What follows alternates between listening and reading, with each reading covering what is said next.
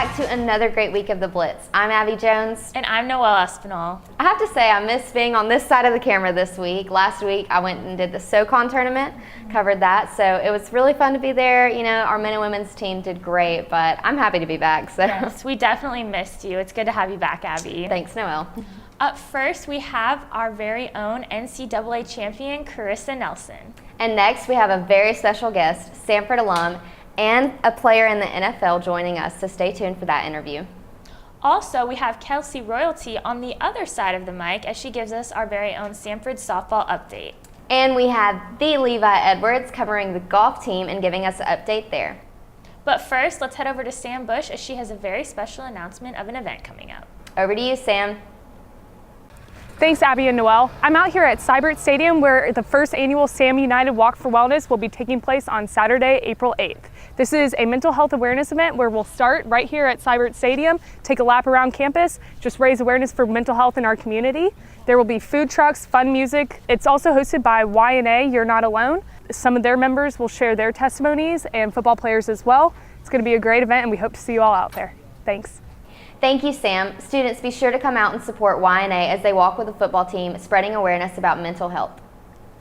Up next, we have the biggest guest that we have ever had on the Blitz. He is a 6 foot, 339 pound defensive tackle for the Baltimore Ravens, number 78, Michael Pierce. Dirk, over to you. Thanks, you guys. We're here with Michael Pierce, defensive tackle for the Baltimore Ravens, my good friend and former Samford football player, who also has been known to squat 725 pounds. That's true, right? That's very true. And would you say you're one of the strongest people on the team right now? Yeah. It's between me and my good friend Brandon Williams. He just signed back with us. He got like 54 million. So. Jeez. And so out of this is as a rookie, you're already one of the top 5 strongest. And what is it like playing in the NFL, coming out of a small D1 AA school like Samford? It's kind of breathtaking at first.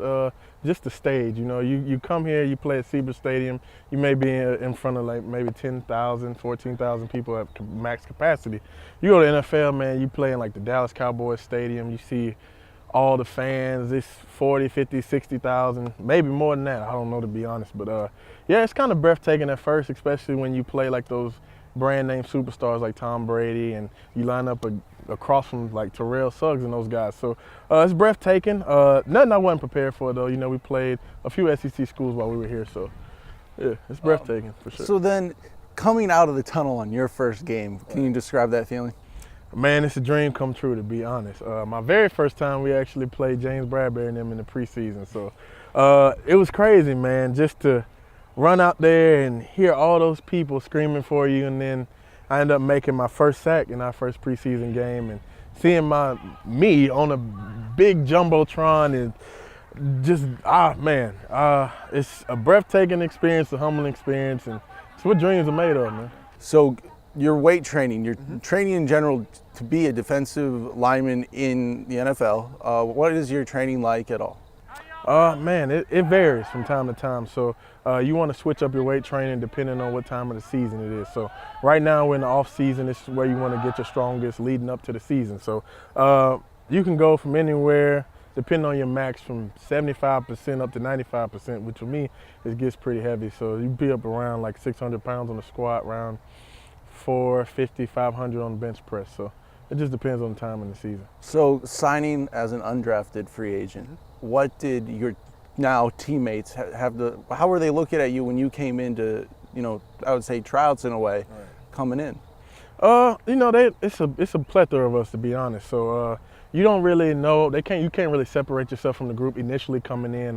You have like OTAs, and those are like the non-padded practices, if you will. So everybody's in helmets and shorts, you know. I'm a nose guard, so my game is being more physical. So I couldn't really separate myself from the guys until I got into camp. And when I got into camp, I showed them what I could do and showed them that I was worth a spot on the team. And you were Suggs' rookie, right? Mm-hmm. Yeah.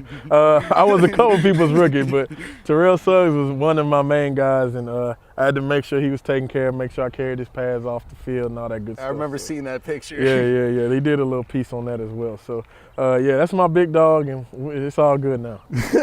Well, Mike, I wanted to say thank you for taking your time out to fly all the way down from Baltimore to come down here and speak with us. Back to you guys. Thank you, Dirk. And Michael, we are so proud of you. It's awesome to have you as a Samford alum. We love watching and cheering you on, and we can't wait to add to the dogs in the NFL next season. Yes, most definitely. And now we're going to throw it over to Levi and Ashton with the golf team. Over to you.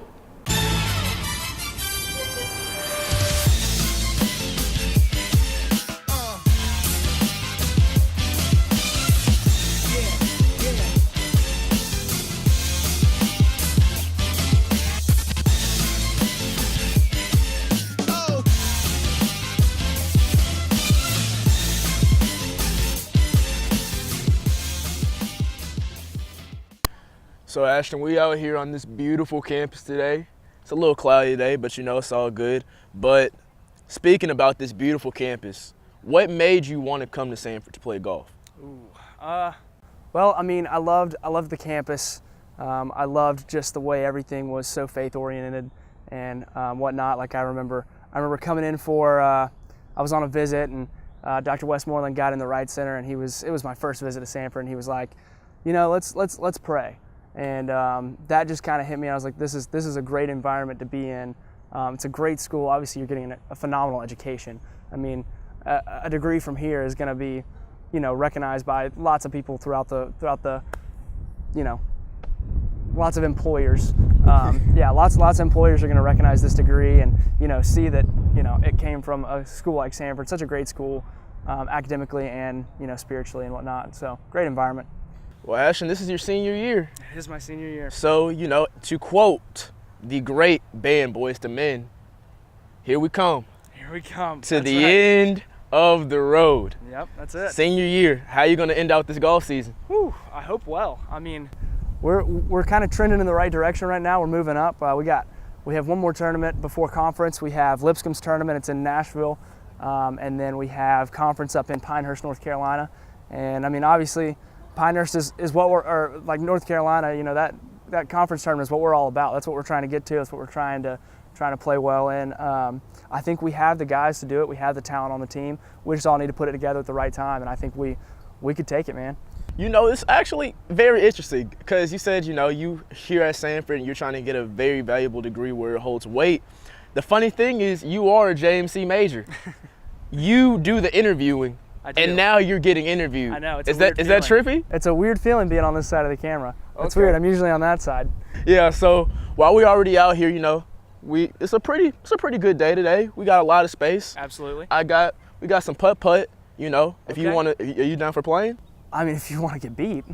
I mean, I gotta let you know, like, I'm wearing this Bruin shirt for a reason. They call me Happy Gilmore out here in these streets, you know. Stay up out the streets if you can't take the heat. All right, okay. It gets cold like Minnesota.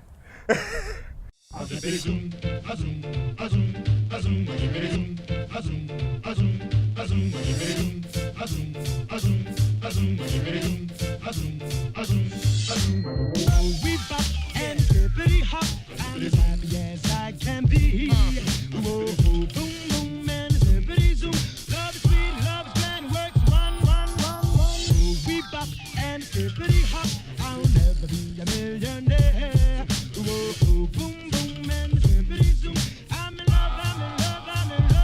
I don't care.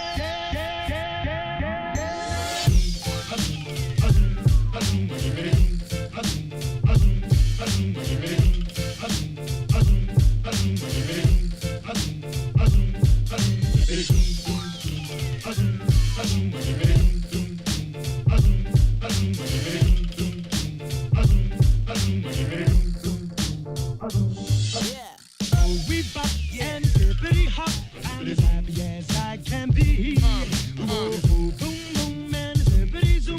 Love is sweet, love is grand, works one. We bop and zippity hop.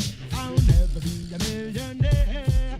Whoa, boom, boom, and zippity zoom. Well, that's all the time we have for today on the Levi Edwards Show. I got to Nix it up with Mr. Ashton Nix here.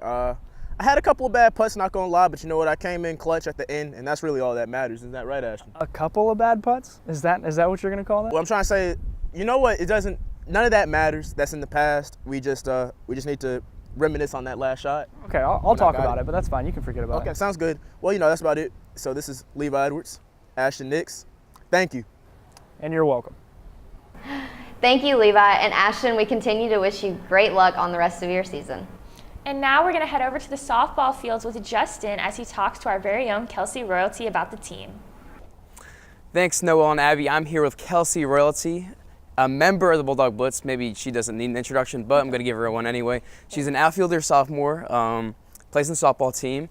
So Kelsey, can you talk about some of the ups and downs you've had this season already as a team? Yeah, the season started off a little rough for us. Our record, I don't think, shows how good we are. We're working really hard every day. We had a lot of people graduate and got a lot of new faces in turn. I don't think it was a loss of talent. I think it was just a change up of talent. The young girls that came in are really talented, and we're looking forward to conference playing coming up.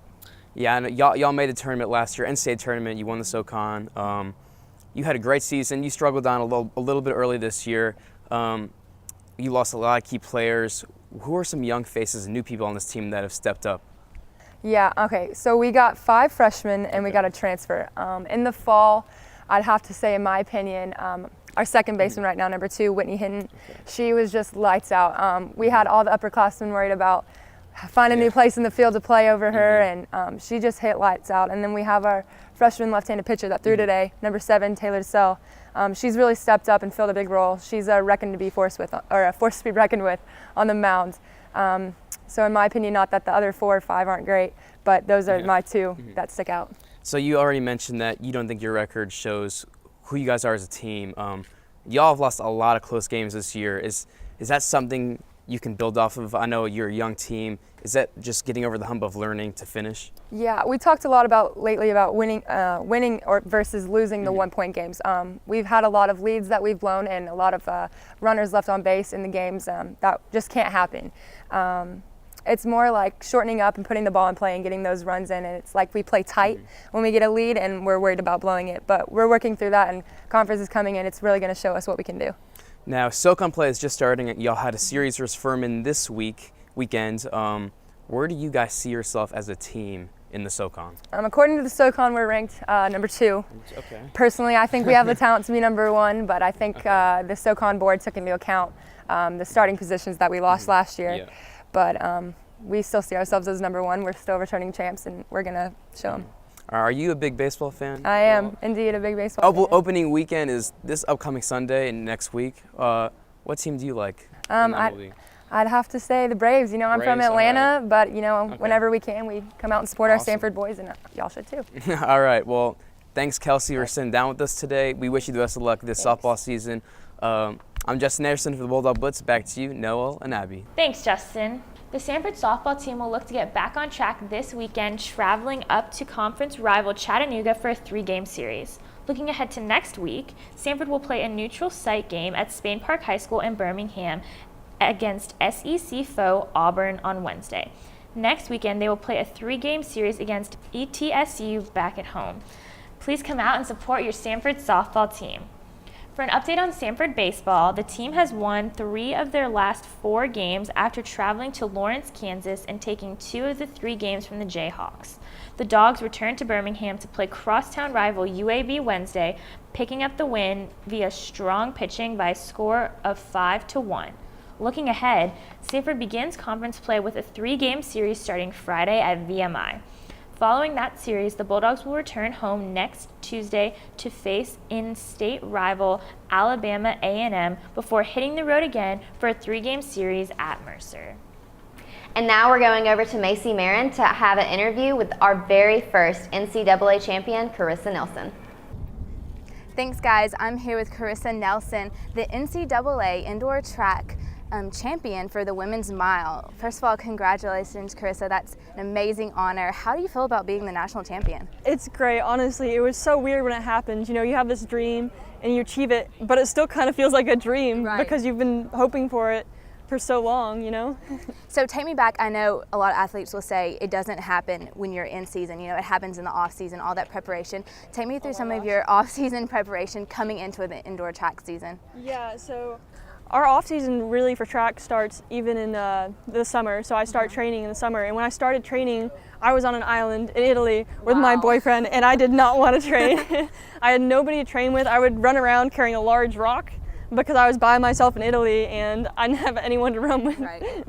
So it's really hard to make yourself train on vacation. I think that's the hardest part because you just want to relax and you're all in these great places and everyone else is just relaxing on the beach and you have to go run. Yes. Okay, so and then you came in and you were able to help lead your women's team to win the SoCon Indoor Track Championship. Tell me a little bit about that and how you used that motivation to prepare for before going to Texas to the championships. Well, the only sad thing about Texas is that I didn't have my team with me, so it was a little different, but I wanted to represent us well at Texas because I know one day we will have more girls going to nationals. But I just love running with my team. It's great to work for like a team rather than just yourself. Right. So that's motivating. I know you run multiple events other than the mile, correct? So did you think that the mile was the one that you were going to be able to compete at nationals in, or is that just kind of how it played out? That's probably my best event, so I think I could qualify in another event, but I think that was the best one that I had a chance to win in. Right. Going into prelims at the NCAA championships, how were you feeling? I know you had the prelim race before the championship race. Tell me a little bit how you were feeling and what you thought that could maybe happen if you made it to that championship race. Yeah, so in the prelim I definitely wasn't thinking about the championship race at all. I just wanted to make it. You just have to focus one day at a time because if you look at the big picture, it gets really scary. And so I just decided my coach told me not to mess around, just go win your heat. And I was like, well, okay, I'm just gonna go try and win. That's what you do every race, just try and win. What I was seeing on paper, I was thinking there's no way that there can be more than 2 girls in the nation who could be doing what she's doing in practice or have that ability. So before the meet, I knew that if she wasn't in the top 3, she'd be underachieving. Then actually seeing her perform in the prelims, I thought that her chances for winning were very good. If she's within it with 200 to go, no one's going to outkick her.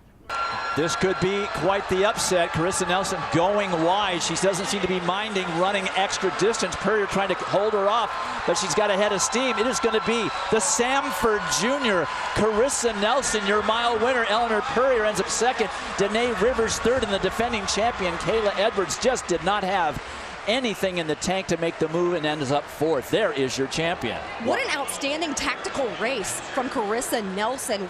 Coming into the outdoor track meet, you were against the defending champion, Kayla Edwards, I believe. Yeah. Yes, and Elena Purrier, who also, they talked about her. I watched her race a few times, and going into almost the 2-minute mark, they were talking about those 2 runners the whole time, and then they're like, oh wait, there's this girl from Samford, she's staying with them. Tell me about, I think the first time that they really started talking about you is when you kind of got into that little push battle with Purrier. Tell me, were there any words exchanged there, or? There wasn't words, just a couple shoves. So she was trying to get in between me and Kayla Edwards, and there just wasn't the space for her to go. So I was just like, nope, you can't go through here. Sorry. And then when you were able to beat Purrier out on that last straight to win the race and get your personal record, your best time, what was going through your mind during that last stretch? The last stretch, I was just thinking, I was like, this is it. This is what I've always wanted. This is what I've prepared for in my mind. So I was ready to take that leap to just go and pass her and finish the line first. For sure. Well, we wish you the best of luck and are very proud of you. Thank you. Back to you guys.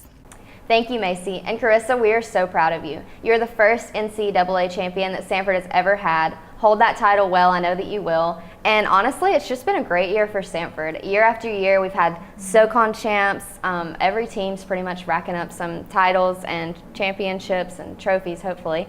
Yes. And also, everybody's breaking records, so we're proud of you guys. Yes, we're definitely excited to see what the future has in store for us. Absolutely. I think that's all the time we have for this week's segment of the Bulldog Blitz. Thank you guys for joining us. I'm Noelle Espinal. And I'm Abby Jones. We'll see you next time.